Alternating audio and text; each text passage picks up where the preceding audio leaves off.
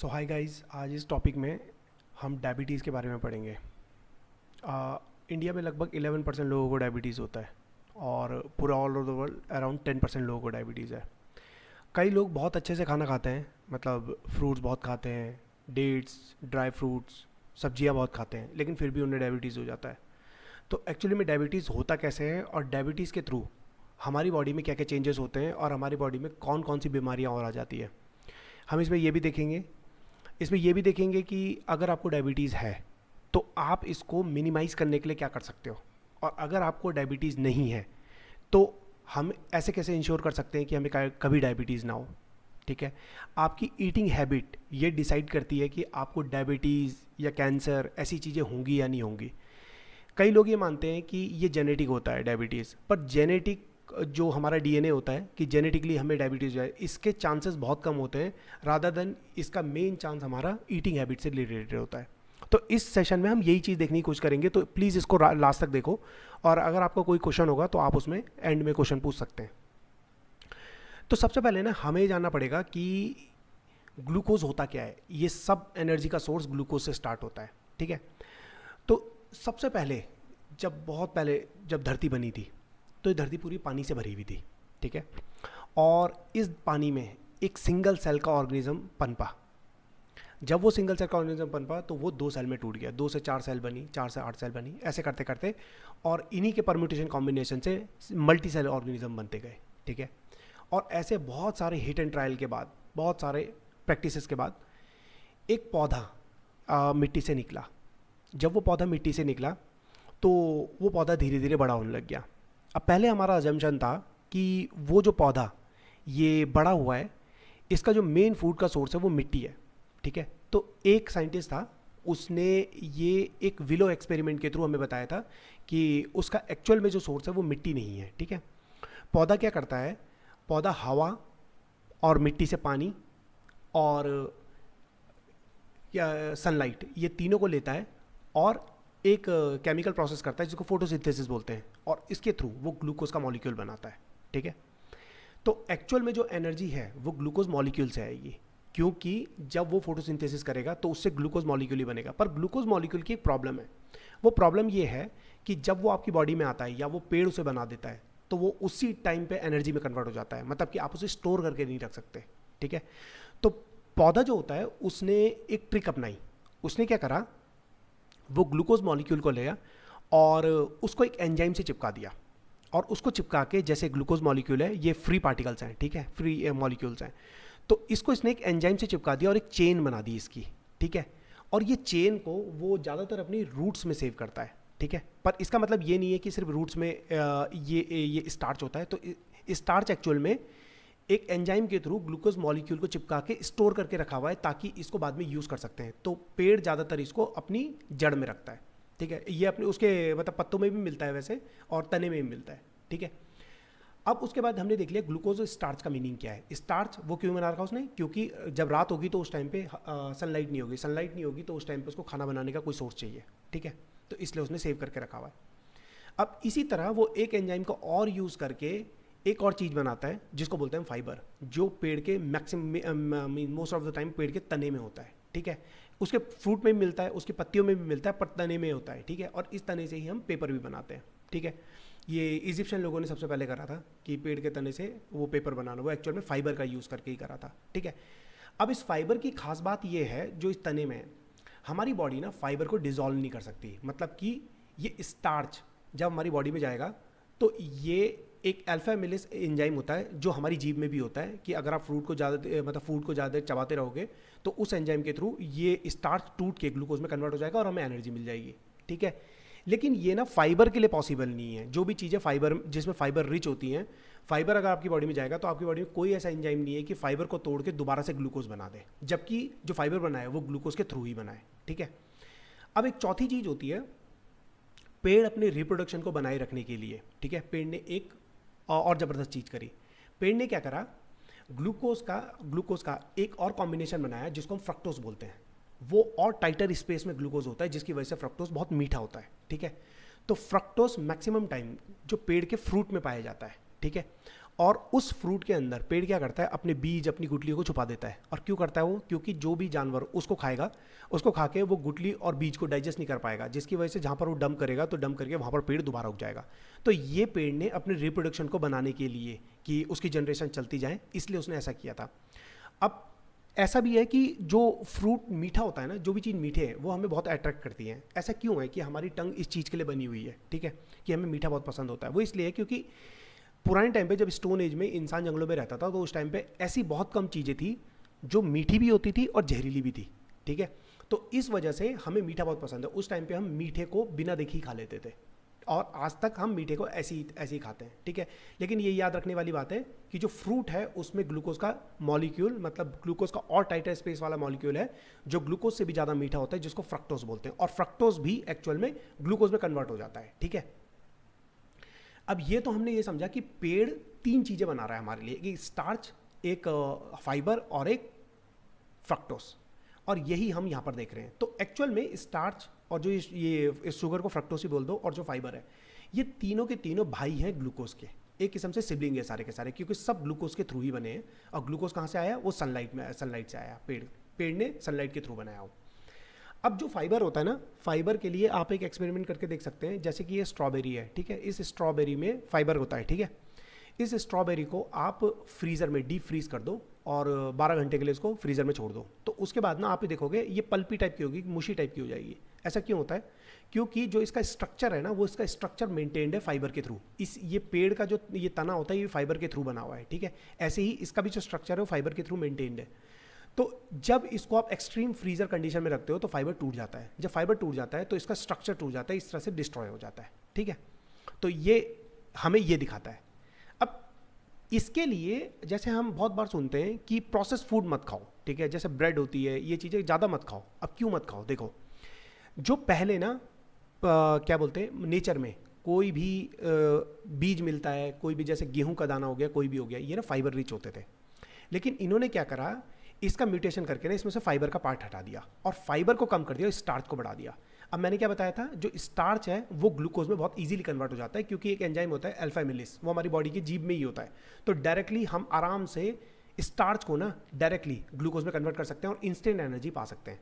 लेकिन फाइबर से ऐसा नहीं होगा, ठीक है। तो ये क्या करते हैं, इन्होंने ना फाइबर को हर ग्रेन में, हर फ्रूट में कम करके मार्केट में बेचते हैं, ठीक है। जैसे आप इसमें देखोगे, इसमें फाइबर पहले इतना था, फाइबर कम कर दिया, उसके बाद स्टार्च बढ़ा दिया और स्टार्च में और ज़्यादा बढ़ा दिया, ठीक है। तो ऐसी प्रैक्टिसेस बहुत चलती है। इसी तरह से जैसे आप जो ड्रिंक्स देखते हो, जो मार्केट में ड्रिंक्स मिलती है जो मीठी होती हैं, ठीक है, जैसे आप कोल्ड ड्रिंक्स पीते हो या एनर्जी ड्रिंक पीते हो, ठीक है, उसमें भी सेम प्रिंसिपल अप्लाई होता है। उसमें क्या करते हैं, फ्रक्टोज को बहुत ज़्यादा मिला देते हैं उसको मीठा करने के लिए। उसमें ग्लूकोज इतना नहीं होता, फ्रक्टोज होता है, क्योंकि फ्रक्टोज मैंने आपको बताया ग्लूकोज के मुकाबले 3 टाइम्स मीठा होता है। तो वो चाहते हैं आप फ्रक्टोज को पियो। तो अभी आपको थोड़ी देर में पता लगेगा ये फ्रक्टोज, ग्लूकोज और ये फाइबर, स्टार्च, इनका एक्चुअल में बॉडी में हो क्या रहा है इनकी वजह से, ठीक है। बस अभी हम ये देख रहे हैं कि ग्लूकोज और फ्रक्टोज में डिफरेंसेस क्या है, ठीक है, फाइबर और स्टार्च, इन सब चीज़ों में। तो प्रोसेस फूड में मैक्सिमम टाइम आप देखोगे आपको 2 ही चीज़ें मिलती हैं, एक होता है स्टार्च और दूसरा होता है फ्रक्टोज, ठीक है। क्योंकि इनकी वजह से आप उनको खाने के लिए बहुत ज़्यादा उनकी तरफ अट्रैक्ट होते हो, क्योंकि फ्रक्टोज की वजह से वो मीठा हो जाता है और स्टार्च ये स्टार्च आराम से इंस्टेंट एनर्जी आपको दे सकता है, ठीक है। अब जैसे हम इस वाले डायग्राम को देखते हैं, ये जनरली एक मतलब मैंने इंटरनेट से ही उठाया है, ठीक है। ये है आपका ग्लूकोज लेवल, ठीक है। तो जनरली ये ग्लूकोज की 2 यूनिट में हम अपना जो शुगर का टेस्ट कराते हैं तो उसमें 2 यूनिट में टेस्ट होता है। एक होता है मिलीमोल्स पर लीटर, एक ये वाली यूनिट में होता है, एक होता है mg+dA, मतलब मिलीग्राम पर डेसीलीटर, ठीक है। तो आपके ब्लड में ये ग्लूकोज लेवल कितना है ये बताता है कि आप किस कंडीशन में हो। जैसे इसमें दिखा रखा है कि 4 से 6.4 ये एक्सीलेंट होता है, इसके बीच में गुड होता है, इसके बीच में पुअर होता है, ठीक है, मतलब ये ज़्यादा ग्लूकोज लेवल पे है, ठीक है। लेकिन इस वाले पे अगर हम देखेंगे, हम इसे एक्सीलेंट बोल रहे हैं, लेकिन ये एक्सीलेंट कंडीशन नहीं है। एक्सीलेंट कंडीशन अगर हम फास्टिंग लेवल ग्लूकोज को बोलते हैं। जैसे आप डायबिटीज़ का टेस्ट कराने के लिए जाओगे तो वहाँ पर वो बोलेगा पहले खाली पेट टेस्ट होगा आपका और उसके बाद खाना खा के 1 घंटे बाद दोबारा टेस्ट होगा, ठीक है। अब वो ऐसा क्यों बोल रहा है? वो ऐसा इसलिए बोल रहा है, जब आप खाली पेट में हो, खाली पेट में मतलब आपका बेस लेवल ग्लूकोज कितना है, मतलब कि जब आपकी बॉडी में कोई एक्टिविटी नहीं हो रही, आपके ब्लड में बिल्कुल रेगुलेटेड उस टाइम पे ग्लूकोज लेवल है, तो उस टाइम पे आपका ग्लूकोज लेवल ब्लड के अंदर कितना है हम ये चेक करते हैं और ये मिनिमम होता है आपकी बॉडी में। अब मिनिमम आइडियल जो होता है वो 4 हो सकता है, ठीक है। ऐसा नहीं है कि ग्लूकोज को कम कर दो, कम नहीं कर सकते, ठीक है। ग्लूकोज से ही हमारी बॉडी को पूरी एनर्जी मिल रही है, तो ग्लूकोज का एक लेवल मेंटेन होना बहुत जरूरी है। तो वहाँ हम 4 बोलते हैं, जैसा मिलीमोल पर लीटर इसमें देख रहे हैं तो 4 बोलेंगे, और इसमें 72, ठीक है। अब खाना खाने के बाद हम चेक करते हैं, तो जो ये आपका खाली पेट वाला जो ग्लूकोज है ना, ये लेवल 4 to 4.5 होना चाहिए, ये 4.5 के ऊपर नहीं होना चाहिए। अगर आपका जो बेस ग्लूकोज लेवल है वो 4.5 के ऊपर जा रहा है, जैसे मैंने यहाँ पर एक डायग्राम भी बनाया है, ये मेरा बेस लाइन है, बेस लाइन मतलब 4 पे है। तो अगर आपका जो बेस लाइन है, ये बेस लाइन ही उठ के 4.5 के ऊपर चले जाए, इसका मतलब खाना खाने के बाद जब आप खाना खाओगे तब आपको एनर्जी मिलेगी, तो ऑब्वियसली वो जंप मारेगा, तो वो 6, 7 कुछ में भी जा सकता है। इसका मीनिंग ये है आप टाइप 1 डायबिटीज की तरफ बढ़ रहे हो, मतलब कि आपका डायबिटीज धीरे धीरे बढ़ ही रहा है, मतलब शुगर लेवल आपके ब्लड में बढ़ा हुआ है, ठीक है। इससे हमें ये चीज़ पता लगती है। तो हमारा जो फास्टिंग लेवल ग्लूकोज होता है, जो हम खाली पेट में चेक करते हैं, वो 4 to 4.5 हो तो बहुत बेटर है। अब उसके बाद एक चीज़ होती है, जैसे मैंने आपको बोला कि आपने खाना खाया, खाना खा के सबसे पहले खाना जो डाइजेस्ट होता है वो हमारे मुंह पे होता है, ठीक है। मुंह पे होने के बाद वो हमारे पेट में जाता है, पेट में जाने के बाद वो हमारी इंटेस्टाइन में जाता है, और वहाँ से वो हमारे ब्लड में घुल जाता है, ठीक है। अब जब वो ब्लड में घुलता है, तो ब्लड में घुलने के बाद ग्लूकोज से जो एनर्जी मिलती है, क्योंकि अल्टीमेट एनर्जी हमें ग्लूकोज से ही मिल रही है, तो वो एनर्जी जाके सेव होती है हमारी सेल में, और इस सेल का एक छोटा सा पार्ट होता है जिसको बोलते हैं माइटोकॉन्ड्रिया, ठीक है। सेल के अंदर बहुत सारे फंक्शन होते हैं, उनमें से एक माइटोकॉन्ड्रिया है। तो माइटोकॉन्ड्रिया के अंदर हमारा जो ग्लूकोज का जो मॉलिक्यूल है वो एक्चुअल में जाके सेव हो जाता है, मतलब उससे ही हमें एनर्जी मिलने वाली है, ठीक है। अब हमारी जो बॉडी है उसमें बिलियंस ऑफ सेल्स है, ठीक है, और बिलियंस ऑफ सेल्स उसी एनर्जी को ग्लूकोज को एनर्जी की फॉर्म में यहाँ पर सेव करके रखती है माइटोकॉन्ड्रिया में। अब होता क्या है, मान लो आप खाना खा रहे हो, मान लो आप फ्रक्टोज और जो हमारा ये स्टार्च था, क्योंकि जो बहुत इजीली ग्लूकोज में कन्वर्ट हो सकते हैं, जिनसे इंस्टेंट एनर्जी मिलती है, मान लो आप वो बहुत ज़्यादा खा रहे हो, या आप प्रोसेस फूड बहुत ज़्यादा खा रहे हो जिसमें फाइबर नहीं होता है, ठीक है, तो उसमें स्टार्च और फ्रक्टोज होगा। तो एक टाइम के बाद ये जो सेल्स है ना, ये पूरी मतलब वो हो जाएगी एग्जॉस्ट। एग्जॉस्ट मतलब कि इनका जो एक पर्टिकुलर जितना एरिया था, जितना ये मतलब सेव कर सकते थे, वो इनकी लिमिट पूरी खत्म हो गई। अब जो एक्स्ट्रा ग्लूकोज है उसका क्या होगा, ठीक है। तो एक्स्ट्रा ग्लूकोज को खत्म करने के लिए, क्योंकि एक्स्ट्रा ग्लूकोज हमारे ब्लड में ना रहे, सेल इसको भी मेक श्योर करती है, ठीक है। तो इसको मेक श्योर करने के लिए सेल ना एक अलग मॉलिक्यूल हमारे ब्लड में इंजेक्ट करती है, जिसको बोलते हैं फ्री रेडिकल्स। जब ये फ्री रेडिकल्स हमारे ब्लड में घुलने के लिए आते हैं, तो ये क्या करते हैं, ग्लूकोज की किसी भी मॉलिक्यूल को जब ये टच करते हैं तो उसको खत्म कर देते हैं, ठीक है। और ये अच्छी चीज़ है कि ये एक्चुअल में हमारी बॉडी फ्री रेडिकल्स को रिलीज कर रही है, क्योंकि जो एक्सेस ग्लूकोज है वो हमारी बॉडी में घुलना नहीं चाहिए, हमारे ब्लड में नहीं घुले रहना चाहिए, क्योंकि ये ज़्यादा दिन तक रहेगा तो हम मर जाएंगे, मतलब 2 या 3 दिन मैक्सिमम, ठीक है। तो फ्री रेडिकल्स का एक्चुअल यूज़ इसको डिस्ट्रॉय करने के लिए है। लेकिन प्रॉब्लम ये है कि अगर आप ग्लूकोज ज़्यादा दे रहे हो तो सेल क्या करेगी, ये फ्री रेडिकल्स को और ज़्यादा रिलीज करेगी। अब इन फ्री रेडिकल्स से अच्छा तो हो रहा है कि ग्लूकोज मॉलिक्यूल खत्म हो रहे हैं, लेकिन इन फ्री रेडिकल से एक बहुत बड़ी प्रॉब्लम होती है, ये ना सेल की जो मेम्ब्रेन होती है ना, इसे तक डिस्ट्रॉय कर देते हैं समय के साथ, मतलब दूसरी सेल को टच करेंगे उसे भी डिस्ट्रॉय कर देंगे। तो इनका काम ये है, जिस चीज़ को टच करेंगे उसको खत्म करते जाएंगे। तो धीरे धीरे धीरे करते करते अगर आपकी हैबिट ऐसी ही है कि आपकी बॉडी में ग्लूकोज बहुत ज़्यादा जाता रहता है, तो धीरे धीरे आप देखेंगे कि आपकी बॉडी में फ्री रेडिकल्स की संख्या ये बढ़ती जाती है, और धीरे धीरे ये सेल आपकी ऐसी दिखती थी ये ऐसी दिखने लग जाती है, और इसको बोलते हैं हमारी जो बॉडी है वो ऑक्सीडेटिव स्ट्रेस में आ गई है, और ये oxidative stress is the primary reason for cancer. तो ग्लूकोज स्पाइक कैंसर के लिए भी रिस्पॉन्सिबल है, और यहाँ पर हम देख रहे हैं कि कैंसर एक्चुअली में हमें होता कैसे है। और ये ऐसा नहीं होता कि एक बार में हो जाए, क्योंकि बिलियंस ऑफ सेल्स हैं, और बिलियंस ऑफ सेल्स मतलब डिस्ट्रॉय भी होती है नई भी बनती है, डिस्ट्रॉय भी होती है नई भी बनती है, ये कंटिन्यूसली हमारी बॉडी के अंदर चलता रहता है, और एक सर्टेन अमाउंट तक फ्री रेडिकल्स भी हमारी बॉडी में घूमते रहते हैं, क्योंकि ये मैनेजेबल होते हैं, मतलब हमारी जो बॉडी है वो इसको मैनेज कर सकती है एक पर्टिकुलर लिमिट तक। लेकिन एक लिमिट के ऊपर हमारी बॉडी अगर ये फ्री रेडिकल्स को रिलीज कर रही है तो ये हमारी सेल्स के लिए अच्छा नहीं होता, और इससे कैंसर सेल्स बनती है हमारी बॉडी के अंदर, ठीक है। एक चीज़ हमने ये देखी। अब दूसरा जो प्रोसेस होता है, अगर आपकी बॉडी के अंदर मान लो वही ईटिंग हैबिट्स आपकी ऐसी है कि आप ग्लूकोज और फ्रक्टोज ये सब चीज़ें बहुत ज़्यादा कंज्यूम करते हो, तो दूसरी जो चीज़ें आपकी बॉडी के साथ होती है वो होती है ग्लाइकेशन। ग्लाइकेशन का मीनिंग ये होता है कि आपकी बॉडी में, जैसे मैंने बोला कि ग्लूकोज मॉलिक्यूल बहुत ज़्यादा है, तो ग्लूकोज मॉलिक्यूल भी ऐसे होते हैं, ये जब दूसरे मॉलिक्यूल को टच करते हैं ना तो ये उसको डिस्ट्रॉय कर देते हैं, ठीक है। इसी वजह से, सिर्फ इसी वजह से, ग्लाइकेशन की वजह से हमें ग्लूकोज मॉलिक्यूल को हमारे ब्लड से निकालना बहुत ज़रूरी होता है, क्योंकि ये ग्लाइकेशन प्रोसेस बढ़ता जाएगा अगर उसने हमारी बॉडी के अंदर, मतलब ब्लड के अंदर जो बाकी हमारे मॉलिक्यूल्स हैं उनको टच कर रहा है, और ग्लाइकेशन होता जा रहा है और उनको डिस्ट्रॉय करता जा रहा है, ठीक है। अब ये जो ग्लाइकेशन है ना, ग्लाइकेशन ऐसा नहीं है कि आप मतलब ग्लूकोज के मॉलिक्यूल को हटा दोगे और ग्लाइकेशन कभी नहीं होगा, नहीं, glycation is a universal process, glycation होता ही है, बस हम ये चाहते हैं ग्लाइकेशन कम हो, ग्लाइकेशन ज़्यादा नहीं होना चाहिए, क्योंकि ग्लाइकेशन ज़्यादा होने का मतलब ये है कि ज़्यादा से ज़्यादा मॉलिक्यूल डिस्ट्रॉय हो रहे हैं, ठीक है। अब ये डिस्ट्रॉय होने का एक्चुअल में मीनिंग क्या है? देखो, हमारी पूरी बॉडी ना नेचुरली, जैसे जब एक बच्चा पैदा होता है, ठीक है, तो उसके अगर आप रिब केज को चेक करोगे ना, तो उसका रिब केज ना एकदम वाइट होता है, बिल्कुल प्योर वाइट। और जब वो मरता है ना, मान लो 90s की एज में, 80 की एज में कभी वो मरता है, तो उस टाइम पे वो रिब केज ना काला हो चुका होता है।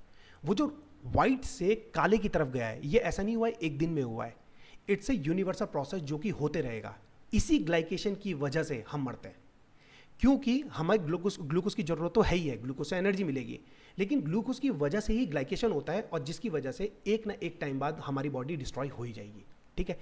अब क्या हम ये ग्लाइकेशन को रोक सकते हैं? आंसर है नहीं, क्योंकि ग्लाइकेशन तो होगा ही, क्योंकि बॉडी में ग्लूकोज मॉलिक्यूल चाहिए, लेकिन हम क्या ग्लाइकेशन का जो प्रोसेस है इसे स्लो कर सकते हैं? तो यस, इसका आंसर है यस, हम इसको स्लो कर सकते हैं। जिनकी बॉडी में ग्लाइकेशन प्रोसेस बहुत स्लो होता है, मतलब बहुत मैनेजेबल अच्छे लेवल पे होता है, तो आप देखना वो लोग 50-60s की एज में भी बड़े यंग दिखते हैं। वो इसलिए क्योंकि जो सेल उनके बालों के लिए, उनकी स्किन के लिए, इन सब चीज़ों के लिए रिस्पॉन्सिबल है, वो डिस्ट्रॉय नहीं हुई है ग्लाइकेशन की वजह से, क्योंकि उनकी बॉडी में जो ग्लूकोज के जो मॉलिक्यूल्स हैं ये एक मैनेजेबल लिमिट तक हैं। तो अगर आपने आपकी बॉडी में ग्लूकोज का लेवल मेंटेन कर रखा है तो ग्लाइकेशन भी स्लो हो जाएगा, जिसकी वजह से आप यंग दिखोगे। तो कई लोगों को आप ये बोलते हुए देखोगे कि मीठा कम खाओ और स्किन में ग्लो आता है, वो एक्चुअल में इतना इजी मतलब ये बोलना आसान है, लेकिन होता एक्चुअल में यही है कि अगर आपकी बॉडी में ग्लूकोज लेवल कम है, ये मीठा खाने का नहीं है, ये ग्लूकोज लेवल अगर आपकी बॉडी का मैनेजेबल लेवल पे है तो ग्लाइकेशन ऑटोमेटिकली स्लो होगा, ठीक है। तो पहला ये है, हमें अपनी बॉडी को ऑक्सीडेटिव स्ट्रेस में नहीं जाने देना, ये भी ग्लूकोज की वजह से हो रहा है। दूसरा, हमें ग्लाइकेशन भी ज़्यादा नहीं होने देना, ये भी ग्लूकोज की वजह से हो रहा है। एक थर्ड चीज होती है, जब ग्लूकोज लेवल हमारी बॉडी में बढ़ रहा है, मान लो आप दिन भर मीठा खा रहे हो, पहले आपने फ्रूट सैलेड खाया, उसके बाद आपने कोई आइसक्रीम खा ली, उसके बाद आपने कुछ और खा लिया, पूरे दिन भर आप मीठा ही खाते जाते हो, ठीक है। मान लो ये आपकी डेली हैबिट है और आप सोच रहे हो आप बहुत एनर्जी वाली चीज़ें खा रहे हो, ड्राई फ्रूट भी खा रहे हो पूरे दिन भर, ठीक है। बट इससे हो क्या रहा है? देखो, अब हमारी बॉडी ना ग्लूकोज के लेवल को मेंटेन करने के लिए एक बहुत ज़बरदस्त चीज़ करती है, फ्री रेडिकल्स के अलावा वो क्या करती है, और मेन पर्पस इसका है, जब भी हमारी बॉडी में ग्लूकोज घुलता है, मतलब ब्लड में हमारे ग्लूकोज घुलता है, तो उस टाइम पे ये जो ग्लूकोज होता है ये हमारे पावर हाउस मतलब माइटोकॉन्ड्रिया में जाके सेव हो जाता है। लेकिन जो एक्सेस ग्लूकोज है, जो ज़्यादा ग्लूकोज पड़ा हुआ है, जो माइटोकॉन्ड्रिया के भी लेवल के ऊपर आ गया है, उसको खत्म करने के लिए हमारे पैनक्रियाज एक हार्मोन रिलीज करते हैं जिसको बोलते हैं इंसुलिन, ठीक है। ये इंसुलिन ही वो हार्मोन है जो क्या करता है, उस एक्स्ट्रा ग्लूकोज को उठाता है और एक्स्ट्रा ग्लूकोज को उठा के हमारे लीवर पे सेव कर देता है, ठीक है। अब लीवर पे ये कितने ग्लूकोज मॉलिक्यूल को सेव कर सकता है? तो इसका आंसर है 100 ग्राम। इसकी मैक्सिमम कैपेसिटी 100 ग्राम की होती है कि 100 ग्राम तक ये लीवर में सेव कर देगा। अब मान लो 100 ग्राम की लिमिट ब्रीच हो गई, 100 ग्राम के ऊपर आ गया वो, तो अभी भी मेरी बॉडी में मेरे जो ब्लड है उसमें ग्लूकोज लेवल पड़े हुए हैं, तो ग्लूकोज मॉलिक्यूल पड़े हुए हैं, तो ये क्या करेगा, ये क्या करेगा, उन ग्लूकोज मॉलिक्यूल को उठाएगा और हमारी जो मसल्स होती है उस पर सेव कर देगा, ठीक है, और एज ए फैट इसको सेव करता जाएगा। और धीरे धीरे अगर आप देखोगे, अगर ये लिमिट भी ब्रीच हो गई तो उसके बाद ये बोलता है कि भाई मेरे को और जगह चाहिए इसको सेव करने के लिए, तो ये क्या करेगा, इन्फ्लेमेशन करेगा। इन्फ्लेमेशन में एक सूजन आएगी, तो बॉडी में जगह जगह पे आपके थाइज में, हिप्स में, या आपकी जो बाइसेप्स है, इन जगहों में एक सूजन टाइप की आती है। तो आप देखना, जिन लोगों को डायबिटीज़ की प्रॉब्लम बहुत ज़्यादा, मतलब टाइप 2 टाइप 3 में डायबिटीज़ में आ जाते हैं, तो वो लोग बहुत मोटे टाइप के हो जाते हैं। उनका एक्चुअल आंसर जो है वो यही है, क्योंकि जो इंसुलिन है उसने क्या करा, उसने पहले लीवर में सेव करना स्टार्ट करा, तो लीवर पे वो ग्लूकोज को सेव करता है, और ग्लूकोज और फ्रक्टोज दोनों को सेव करता है, ठीक है। उसके बाद वो उसको मसल में सेव करता है, और मसल में भी जब जगह नहीं पड़ती तो वो मसल को फैला देता है, और फैलाने के बाद फिर वो वहाँ पर स्पेस बनाता है और वहाँ पर उसको सेव करता है। अगर आपकी बॉडी इस लेवल तक का काम कर रही है, मतलब कि इंसुलिन प्रॉपरली रिलीज हो रहा है और अभी तक ये इन्फ्लेमेशन ये सब लेवल चलता जा रहा है, तो ये याद रखना आपको अभी ग्लूकोज नहीं हो रहा है, मतलब आपको डायबिटीज़ नहीं हो रहा है, अभी ग्लूकोज आपकी बॉडी में मैनेजेबल लेवल पे है। लेकिन ये याद रखना, अगर आप इन्फ्लेमेशन बहुत ज़्यादा हो रहा है तो आप टाइप 1 डायबिटीज की तरफ ऑलरेडी जा रहे हो। और टाइप 1 जब आपको डायबिटीज़ होता है तो एक्चुअली में होता क्या है आपकी बॉडी में, टाइप 1 डायबिटीज़ में ये इंसुलिन रिलीज होना बंद हो जाता है। एग्जैक्टली ये इंसुलिन बंद होता है। जब ये इंसुलिन बंद होगा, अब ये सोचो कि आपकी बॉडी में अभी तो ग्लूकोज के लेवल को मेंटेन करने के लिए हमारे पास ये फ्री रेडिकल्स थे, इनका काम बहुत बहुत मतलब स्लो होता है। मेन काम जो होता है हमारा वो इंसुलिन से होता है। तो इंसुलिन रिलीज होना बंद हो गया। तो अब क्या होगा, अब हम मेरे जो ब्लड में ग्लूकोज घुला हुआ है उसको हमारा स्टोर करने के लिए कोई और हमारे पास मीडियम नहीं है। तो आप देखना जिन लोगों को टाइप 1 डायबिटीज़ होता है उन्हें इंसुलिन के इंजेक्शन लगते हैं डेली, क्योंकि अगर ये इंसुलिन का इंजेक्शन नहीं लगा तो हमारा जो ब्लड है उसमें ग्लूकोज मॉलिक्यूल रह जाएंगे और 2 या 3 दिन में डेथ हो जाएगी आपकी। ठीक है, तो इसको मैनेज करना बहुत ज़रूरी होता है। और हम ये चाहते हैं कि पैनक्रियाज जो है ना, ये इंसुलिन को मॉडरेट लेवल पे मतलब छोड़ते जाएं और हमारी बॉडी में मॉडरेट लेवल पे काम चलता जाए। मतलब थोड़ा बहुत जो फैट, थोड़ा बहुत जो ग्लूकोज मॉलिक्यूल है, अगर वो थोड़े बहुत हमारे लीवर में जमा हो रहे हैं तो इससे कोई प्रॉब्लम नहीं है, थोड़े बहुत हमारी मसल में जमा हो रहे हैं इससे कोई प्रॉब्लम नहीं है, लेकिन ये ज़्यादा नहीं होना चाहिए, क्योंकि ये प्रोसेस जब ज़्यादा होगा तो पैनक्रियाज क्या करेंगे, अगर ग्लूकोज मॉलिक्यूल बहुत ज़्यादा है तो ज़्यादा से ज़्यादा इंसुलिन को रिलीज करेंगे, और एक टाइम के बाद आपकी बॉडी इंसुलिन स्ट्रेस में ही आ जाती है और पैनक्रियाज बोलते हैं अब मैं नहीं कर रहा हूँ इंसुलिन रिलीज, और आपकी बॉडी में इंसुलिन रिलीज होना ही बंद हो जाता है। तो हमें इस प्रोसेस को भी सही से चलाते रहना बहुत जरूरी है। ठीक है, तो अभी हमने क्या देखा, सबसे पहले ऑक्सीडेटिव स्ट्रेस जिसकी वजह से कैंसर ये सब चीज़ें बीमारी आती है। दूसरी चीज़ है ग्लाइकेशन जिसकी वजह से कैटरैक्ट मतलब आंख का खराब होना, मोतियाबिंद हो जाना, और आपकी स्किन के इन्फेक्शन जैसे होते हैं, ये भी ग्लूकोज से रिलेटेड है। और थर्ड हमने देखा जो डायबिटीज़ होता है वो तो इंसुलिन से रिलेटेड है ही। ठीक है, इसके अलावा एक और बीमारी होती है, ये बहुत कम लोगों को होती है, जिसको बोलते हैं रिएक्टिव हाइपोग्लाइसीमिया। रिएक्टिव हाइपोग्लाइसीमिया क्या होता है कि जैसे कि आपने ये नॉर्मल बेस लाइन पे, ये फास्टिंग लेवल पे आपका ग्लूकोज लेवल है आपकी बॉडी के अंदर। अब आपने खाना खाया तो आपकी बॉडी में 2 घंटे में जब खाना डाइजेस्ट होगा, डाइजेस्ट होके आपकी जो ब्लड में जो इंटेस्टाइन है उससे ब्लड में आपका जो ग्लूकोज घुलेगा, ये जो गट से आपका जो ये ग्लूकोज घुलेगा आपके ब्लड में, तो उस टाइम पे ग्लूकोज का स्पाइक आता है आपके ब्लड में। ठीक है, तो ये एक्चुअल में वही ग्राफ है जो ये बता रहा है कि नेक्स्ट 2 घंटे में हमारा ग्लूकोज का स्पाइक कैसे आ रहा है। ठीक है, अब कभी कभी ऐसा होता है कि आपने खाना खाया, खाना खाने के बाद ग्लूकोज का स्पाइक आया और उसके बाद ग्लूकोज का क्रैश आता है, मतलब कि ग्लूकोज मैनेज हो गया क्योंकि इंसुलिन ने सब कुछ मैनेज कर लिया, अब ग्लूकोज का लेवल बॉडी में कम होगा, मतलब ब्लड में कम होगा, और कम होने के बाद ना ये बेस लाइन के भी नीचे चला जाता है। अब जब ये बेस लाइन के नीचे चला जाता है ना, ये याद रखना हमारी बॉडी में सारी एनर्जी ग्लूकोज के थ्रू ही है। अब मेरी बॉडी में ग्लूकोज का लेवल 4 से भी नीचे चला गया, 4 से नीचे जाने का मतलब है अब मुझे एक्सट्रीम भूख लगेगी, भयंकर भूख, मतलब मेरी बॉडी बोलेगी कहीं से भी खाना ला के दे। और कई बार ऐसा होता है कि अगर बॉडी को ये खाना नहीं दिया अगले 10-15 मिनट में, तो हमें क्या होता है, हमें कभी कभी ऐसे चक्कर आ जाते हैं, कई लोग तो कोमा में भी गए इस चक्कर की वजह से, ये रिएक्टिव हाइपोग्लाइसीमिया की वजह से। तो इन लोगों को हर 1 घंटे में खाना खाना होता है। अब आप सोचो, मान लो किसी को रिएक्टिव हाइपोग्लाइसीमिया है, तो होगा क्या, उस भाई ने खाना खाया, कुछ खाना खा के उसका जो ग्लूकोज स्पाइक हुआ, अब उसने क्या करा, उसका ग्लूकोज डाउन हुआ अगले 2 घंटे में, और उसने बोला मेरे ग्लूकोज डाउन हो गया, चलो भाई एक चॉकलेट खा लेते हैं। उसने चॉकलेट खाया तो ग्लूकोज का स्पाइक आएगा दोबारा से, क्योंकि चॉकलेट मीठा है, उसमें ग्लूकोज और फ्रक्टोज दोनों है, तो एनर्जी इंस्टेंट मिलेगी तो ग्लूकोज का दूसरा स्पाइक आएगा। ऐसे करते करते करते करते उसकी बॉडी में ग्लूकोज का स्पाइक कंटिन्यूसली बना हुआ है, क्योंकि वो कुछ ना कुछ खाता ही जा रहा है। अब ये उसकी गलती नहीं है, क्योंकि उसे रिएक्टिव हाइपोग्लाइसीमिया है। और मेन चीज़ ये है, ये एक विशियस साइकिल उसकी बॉडी के अंदर बन चुकी है कि अगर उसने खाया तो ग्लूकोज का स्पाइक आएगा, और उसने नहीं खाया तो ग्लाइसीमिया हो जाएगा, मतलब उस टाइम पे चक्कर आने स्टार्ट हो जाएंगे। ठीक है, अब मेन चीज़ ये है, वो बंदा ये चीज़ मैनेज कैसे करे, क्योंकि खाना खाना भी जरूरी है। ठीक है, तो अभी हम ये देख रहे हैं कि प्रॉब्लम क्या क्या आ रही है, और अभी हम देखेंगे कि इन चीज़ों को क्योर करने के लिए हमें करना क्या है। हमारा एक्चुअल में ये सब देखने का, इन सबको समझने का कि बॉडी के अंदर प्रोसेसिंग क्या हो रही है, तो आप कॉमन सेंस में जान पाओगे कि हाँ, जो ये चीज़ मैं दिखा रहा हूँ कि प्रॉब्लम क्या है, तो इसका सॉल्यूशन भी क्या है। ये बड़ा सिंपल है।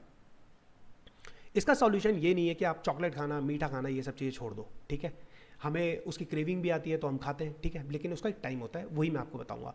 और कई ईटिंग हैबिट है जो आप बचपन से गलत कर रहे हो, वो आपको अभी पता लगेंगे। जैसे कि यहाँ पर हम एक ग्लूकोज का वो ग्राफ देख रहे हैं। ठीक है, अब ये बेस लाइन है हमारे पास, मतलब ऐसे डिवाइस बना रखी है ऑलरेडी। जैसे किसी को डायबिटीज़ हो जाता है तो सीजी में एक डिवाइस होती है जो वो क्या करते हैं, एक फाइबर होता है छोटा सा, वो आपके ब्लड में डायरेक्ट टच हो जाता है, और उसमें एक सेंसर लगा होता है जो डायरेक्टली आपके मोबाइल से कनेक्ट हो जाता है, तो वो पूरा दिन भर आपकी बॉडी में ग्लूकोज की एक्टिविटी को दिखा सकता है। ठीक है, तो ये एक्चुअल में वही ग्राफ है कि वो सीजीएम डिवाइस किसी बंदे के मतलब उसमें ये मसल्स में लगा रखी है, वो एक्चुअल में उसके ब्लड को टच कर रही है, और ये उसके ब्लड में ग्लूकोज का स्पाइक दिख रहा है। ये स्पाइक का लेवल आप ये मानो कि जैसे मान लो उसका बेस लाइन जो है, हम बोल रहे थे कि 4 पे है, तो ये 1.7 पे है, कि 4 to 1.7, मतलब कि उसकी बॉडी में लगातार जो ग्लूकोज का स्पाइक आ रहा है वो 4 to 1.7 आ रहा है, मतलब कि 5.7 का स्पाइक आ रहा है, और कभी कभी 6 पे भी आ जा रहा है, कभी 7 पे भी आ रहा है, अगर ज़्यादा खा लिया, ज़्यादा मीठा खा लिया तो। ठीक है, या ज़्यादा स्टार्च खा लिया तो हमें ना ये स्पाइक मेंटेन करनी है। अब ये स्पाइक मेंटेन क्यों करनी है, ये स्पाइक मेंटेन एक्चुअली में इसीलिए करनी है, मैं चाहता हूँ कि इंसुलिन को ज़्यादा काम ना करना पड़े, इंसुलिन कम से कम रिलीज हो, कम में ही मेरा काम चल जाए, ग्लाइकेशन कम से कम हो, मैं ये चाहता हूँ। और तीसरी चीज़ जो है ये फ्री रेडिकल्स भी कम हो। इसकी वजह से बहुत सारी बीमारियों से मैं दूर जा रहा हूँ। पर प्रॉब्लम ये है मैं इस स्पाइक को मेंटेन कैसे करूँ, और मैं कैसे ये मेक श्योर करूँ कि मैं जब बेस लाइन में हूँ और मैं कुछ खाना खाऊँ तो मेरी बॉडी में ना स्पाइक आए ही ना, मतलब कि ग्लूकोज तो मैं दूँ पर स्पाइक ना आए कभी भी। क्योंकि अगर स्पाइक नहीं आया तो ये बेस लाइन जो है ना ये हमेशा 4 या 4.2 पे ही रह जाएगी और मुझे कभी भी डायबिटीज़ नहीं होगा। लेकिन अगर ये स्पाइक आता रहा कंटिन्यूसली, बॉडी इस स्ट्रेस में है कि स्पाइक आता जाता है, तो ये याद रखना ओवर द ईयर्स आपकी बॉडी का बेस लाइन ही चेंज हो जाएगा। बेस लाइन मतलब पहले 4 पे था, अब वो 4.2 पे आ जाएगा, 4.2 से 4.3 पे आ जाएगा। जैसे 4.5 क्रॉस हुआ आपको डायबिटीज हो चुका है। ठीक है, तो हमें बेस लाइन से स्पाइक मिनिमम चाहिए। ठीक है, तो यहां पर मैंने यही चीजें बता रखी है। फ्री रेडिकल्स क्या होते हैं जो मैंने ऊपर एक्सप्लेन किया, ग्लाइकेशन क्या होता है, इन्फ्लेमेशन क्या होता है, फ्रक्टोज। अब देखो फ्रक्टोज जो होता है ना, फ्रक्टोज का एक बहुत बड़ा प्रॉब्लम है। पहले तो मैंने जैसे आपको बोला कि फ्रक्टोज जो मॉलिक्यूल होते हैं ये ग्लूकोज से ज़्यादा मीठे होते हैं। इसका मतलब ये है कि अगर आप फ्रक्टोज ज़्यादा खा रहे हो तो आपकी बॉडी में स्पाइक और ज़्यादा आएगा। ठीक है, जैसे कि आप मीठी चीज़ें बहुत ज़्यादा खाते हो। ठीक है, जो मतलब मार्केट में जैसे जो प्रोसेस फूड में जो ज़्यादा मीठी चीज़ें मिलती है, मिठाइयाँ मिलती हैं, अगर आप बहुत ज़्यादा खाते हो तो उनसे स्पाइक आएगा। दूसरी चीज़, अगर आप फ्रूट्स बहुत ज़्यादा खाते हो खाली पेट, उनसे भी स्पाइक बहुत ज़्यादा आएगा, क्योंकि फ्रूट भी एक फ्रक्टोज ही है। फ्रूट में फाइबर होता है पर फ्रूट को हम फाइबर कभी कंसीडर नहीं करते, फ्रूट को हम फ्रक्टोज कंसीडर करते हैं, क्योंकि फ्रूट के जो फाइबर के बेनिफिट हैं वो इतने कम होते हैं, जो फ्रक्टोज का जो लॉस है ना वो ज़्यादा हावी हो जाता है बॉडी के अंदर। ठीक है, तो फ्रूट को फ्रक्टोज मानना है, मिठाई को फ्रक्टोज मानना है, शहद को फ्रक्टोज मानना है, चीनी को फ्रक्टोज मानना है। इन सब चीज़ों को हम फाइबर कहीं से भी नहीं बोलेंगे। हाँ, जैसे कि हमारी जो ये शहद होता है उससे एंटीऑक्सीडेंट मिलते हैं, पर उनका जो बेनिफिट है वो इतना कम है जो कि फ्रक्टोज से जो लॉस होगा वो ज़्यादा हो जाएगा। ठीक है, तो हर मीठी चीज़ एक फ्रक्टोज होगी हमारे लिए।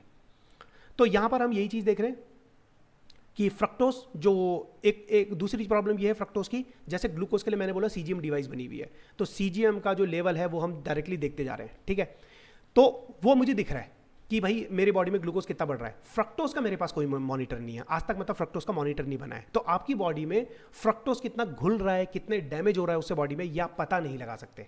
ठीक है, और ये याद रखना फ्रक्टोज के ज़्यादा होने की वजह से ही अगर आप मीठी चीज़ें बहुत ज़्यादा खाते हो, ठीक है, और खासकर खाली पेट खाते हो, तो मैंने क्या बोला, हमारा जो इंसुलिन होता है वो सबसे पहले जो ग्लूकोज और फ्रक्टोज होता है इसको सबसे पहले कहाँ से स्टोर करता है, वो करता है लीवर में। तो ये याद रखना फ्रक्टोज अगर ज़्यादा से ज़्यादा आपके लीवर में स्टोर हो रहा है तो आपका लीवर फैटी लीवर बन रहा है, और इसको बोलते हैं नॉन एल्कोहलिक फैटी लीवर। कई लोग ऐसे होते हैं जिनका फैटी लीवर होता है पर उन्हें शराब कभी नहीं पी होती, तो एग्जैक्टली वही कंडीशन है। इसका मीनिंग ये है वो लोग मीठा बहुत खाते हैं या स्टार्च बहुत खाते हैं। ठीक है, वो फ्रक्टोज जितना ज़्यादा उनकी बॉडी में घुलेगा उससे ही हम ये बोलते हैं कि ये नॉन एल्कोहलिक फैटी लीवर बन रहा है।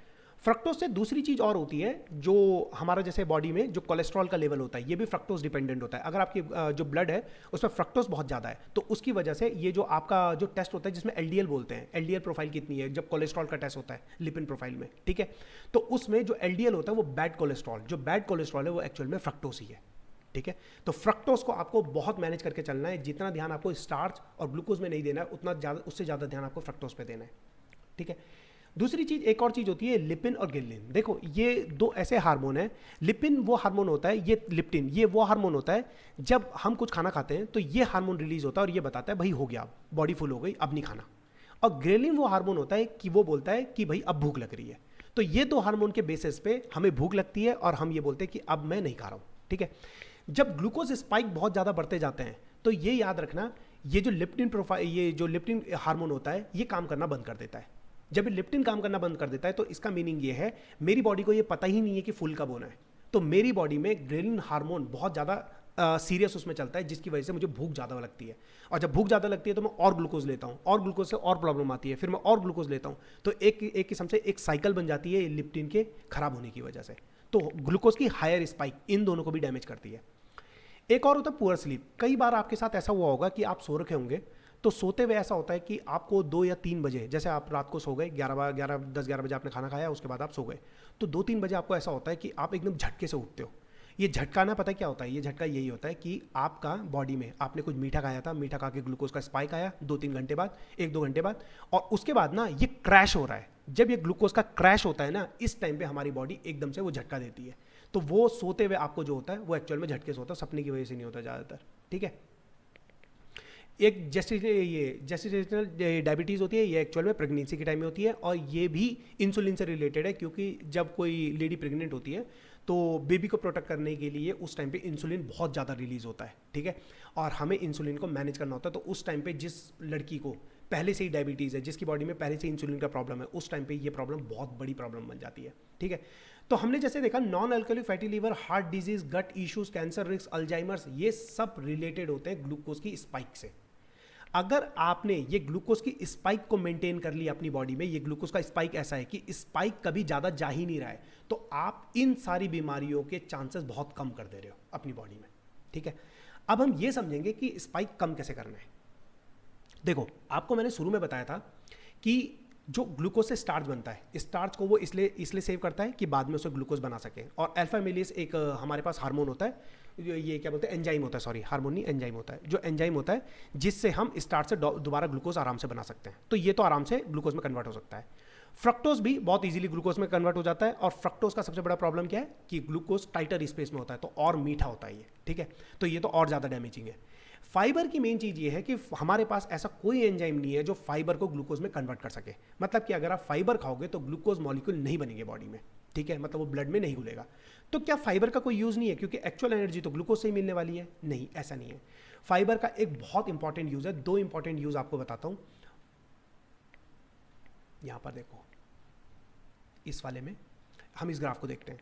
जब इस वाले को देखो, जब आप ना फाइबर खाते हो, ठीक है, तो फाइबर ना आपके जैसे पेट में गया, पेट के बाद वो इंटेस्टाइन में चला जाता है, मतलब आपके गट में चला जाता है। आपके गट में ना बैक्टीरियाज हैं जो भी आप खाते हो उनको वो डाइजेस्ट करते हैं, ठीक है। वो जो बैक्टीरियाज है ना, उनको फाइबर बहुत पसंद है। तो आपका जो गट है उसमें गुड बैक्टीरिया और बैड बैक्टीरिया दोनों होते हैं। गुड बैक्टीरिया बहुत ज़्यादा होते हैं जिसकी वजह से हमारे गट की हेल्थ हमेशा बनी रहती है।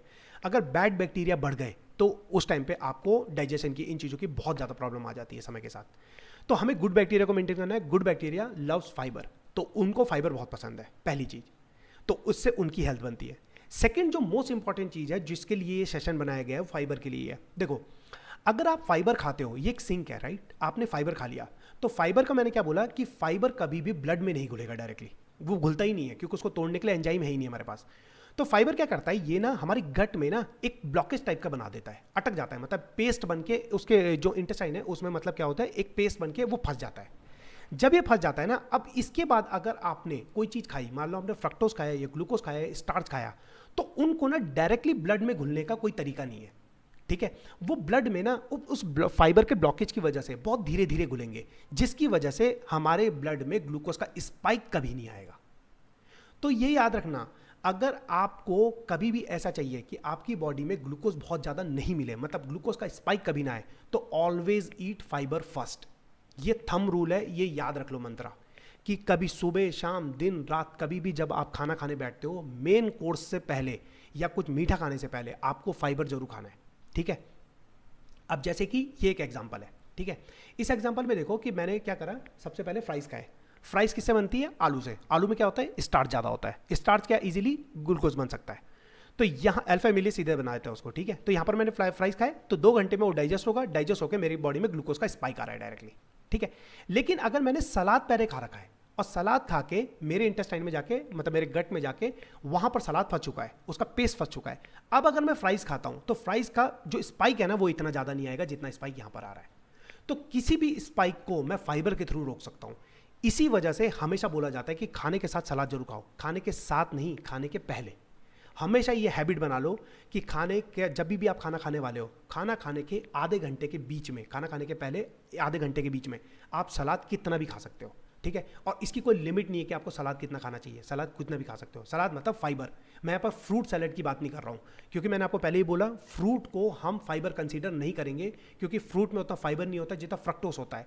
अगर आपने फ्रूट सैलेड आप सुबह उठ के खाते हो, या फ्रूट जूस, और फ्रूट जूस तो और भी बेकार होता है, अगर आप फ्रूट जूस पहले मतलब सुबह उठ के पीते हो, ठीक है, तो इसका मीनिंग ये है आप सबसे ज़्यादा डैमेज कर रहे हो, खासकर ऑरेंज जूस, क्योंकि orange juice, mango juice, pineapple juice, इनमें तो फ्रक्टोस लेवल और हाई होता है, ठीक है, क्योंकि ये नेचुरली बहुत ज़्यादा मीठे फ्रूट है। तो जैसे हम ऑरेंज खाते हैं, तो ऑरेंज को खाते हुए पहले तो मैं ऑरेंज को बहुत ज़्यादा नहीं खा सकता, क्यों? क्योंकि ऑरेंज एक खाऊंगा मैं तो उसके साथ थोड़ा सा फाइबर भी आ रहा है, और फाइबर को मैंने क्या बोला, फाइबर हमारे यहाँ पर ये जो गट है यहाँ पर जाके फंस जाता है, जिसकी वजह से ना हमें भूख नहीं लगती बहुत देर तक, ठीक है। तो आप एक संतरा या ज़्यादा 2 संतरे खा सकते हो, लेकिन अब जब संतरे का जूस पीते हो तो उस टाइम पे आप 4-4 संतरे का जूस निकाल के पी सकते हो। और ये याद रखना, जब आप जूस पी रहे हो तो उस टाइम पे कोई फाइबर नहीं है, उस टाइम पे केवल फ्रक्टोज है, और फ्रक्टोज का स्पाइक डायरेक्टली ऐसा आएगा। तो कई लोग ये बोलते हैं सुबह उठ के हम जूस पीते हैं, हम फ्रूट खाते हैं, फिर भी हमें ऐसी बीमारियां हो रही है। वो ऑब्वियसली तुम्हें होंगी, क्योंकि तुम अपना ग्लूकोज को मेंटेन ही नहीं कर रहे हो। यहाँ पर हमारा मेन काम ग्लूकोज की स्पाइक को मेंटेन करना है, और उसके पास उसका हमारे पास एक ही तरीका है, वो है फाइबर। तो किसी भी खाने को से पहले हमें फाइबर खाना है, ठीक है। अब कई लोग बोलते हैं कि सलाद रात को नहीं खाना चाहिए, ऐसा कुछ नहीं है। सलाद खाने का कोई टाइम नहीं होता, सलाद कभी भी खाया जा सकता है, ठीक है। अब जैसे ये भी एक एग्जांपल है कि मान लो मैं पास्ता खा रहा हूँ, तो पास्ता खाते हुए दोबारा पास्ता में भी स्टार्च बहुत ज़्यादा होता है, तो यहाँ पर एक स्पाइक आएगा, ठीक है। अब मान लो मैंने पास्ता से पहले सलाद खा लिया, तो दोबारा से उसका स्पाइक थोड़ा सा मैनेज हो जाएगा अपना। क्यों? क्योंकि फाइबर उसको ब्लॉक करेगा, और ब्लॉक करने की वजह से वहाँ पर मेरी बॉडी में जो मेरे ब्लड में ग्लूकोज का ये ग्लूकोज की जो स्पीड है घुलने की, वो अपने आप कम हो जाएगी। तो ग्लूकोज की स्पीड को आपको कम करना है। तो ये कभी भी जो, अब यहाँ पर हम नीचे देखते, देखो what is the ideal pattern. Ideal pattern हमारे पास यही है, सबसे पहले फाइबर, उसके बाद प्रोटीन, फैट, स्टार्च, जो भी आपको खाना है वो खाना है, और लास्ट में आपका शुगर आएगा। शुगर मतलब मैं सारे फ्रूट्स, चीनी, गुड़, किसी भी मीठी चीज को, मिठाई, किसी भी चीज को मिला के मैं उसको शुगर बोल रहा हूँ यहाँ पर, ठीक है। इसमें फ्रूट को मत हटाना। कई लोग ये बोलते हैं कि हम तो चीनी नहीं खाते, हम तो गुड़ खाते हैं, बहुत बढ़िया है। नहीं, हमारी बॉडी को चीनी और गुड़ के बीच में कोई डिफरेंस नहीं मालूम है। हमारी बॉडी के लिए शुगर शुगर है, और शुगर मतलब फ्रक्टोज, और वो फ्रक्टोज कहीं से भी आए उसको कोई लेना देना नहीं है, फ्रक्टोज से ग्लूकोज स्पाइक आएगा ही आएगा, ठीक है। तो कई लोग ऐसे होते हैं जो ड्राई फ्रूट्स बहुत ज़्यादा खाते हैं, लेकिन वो बोलते हैं कि दिन भर मुझे थकान लग रही है। क्यों? वो थकान इसलिए लग रही है क्योंकि तुम्हारी बॉडी में बार बार ग्लूकोज क्रैश हो रहा है। और क्रैश क्यों हो रहा है? क्योंकि स्पाइक आया था। अगर स्पाइक नहीं आया तो क्रैश भी नहीं होगा, जिसकी वजह से अगर मान लो आपकी बॉडी में ग्लूकोज इस तरह से मैनेज है, क्योंकि कभी स्पाइक नहीं आया, जिसकी वजह से कभी क्रैश नहीं हो रहा है, तो क्रैश की वजह से आपकी नींद हमेशा अच्छी बनी रहेगी, ठीक है। वही मैंने जैसे आपको बताया था, ग्लूकोज क्रैश होगा, जितना लंबा उसका स्पाइक होगा उतना ही लंबा उसका क्रैश भी होगा, ठीक है। और हम ये चाहते हैं ये मेरी बॉडी में कभी ना हो। तो आइडियल पैटर्न हमेशा ये याद रखना, फाइबर, प्रोटीन, फैट, और उसके बाद लास्ट में शुगर, ठीक है। अब फाइबर हम बोलते किसको हैं? देखो यहाँ पर मैंने स्पेसिफिकली सब्जियों के और फलों के नाम लिखे हैं जिनको हम फाइबर बोलेंगे। एक पालक, ठीक है, ब्रोकली होगी, फूल गोभी हो गई, पत्ता गोभी हो गई, ठीक है, और तोरी हो गई, बीन्स हो गई, ठीक है, और जैसे हमारे पास पंपकिन सीड हो गए, और खीरा होता है, गाजर होता है, ठीक है, और बीट रूट होता है, ठीक है। ये सब चीज़ें फाइबर रिच होती हैं, ठीक है, इनको हम फाइबर ही मानते हैं। तो ये सब चीज़ें आपको पहले खा लेनी है, ठीक है। अगर आप पहले ये खा लोगे, और इनकी कितनी मात्रा खानी है, जैसे आलमंड और वॉलनट, ठीक है, ये दोनों, फ्लैक्स सीड और चिया सीड, ये मतलब ऐसी चीज़ें होती है जो फाइबर रिच होती हैं। तो इसी वजह से इनको आप खाली पेट खाओ, तो इससे बेटर चीज़ और कुछ नहीं होती है। और ये याद रखना, जो शुरू में आप खाते हो ना, मतलब ब्रेकफास्ट के टाइम पे आप जो खाते हो, वो बहुत मैटर करता है, क्योंकि वो मैटर इसलिए करता है, उसी पे आपका पूरा 24 घंटे का जो आपका जो गट का जो मतलब डाइजेशन है वो उस पर टिका हुआ है। तो सुबह उठ के आपको कभी भी कोई मीठी चीज़ या प्रोटीन वोटीन नहीं खाना है, सबसे पहले आपको फाइबर खाना है कुछ ना कुछ।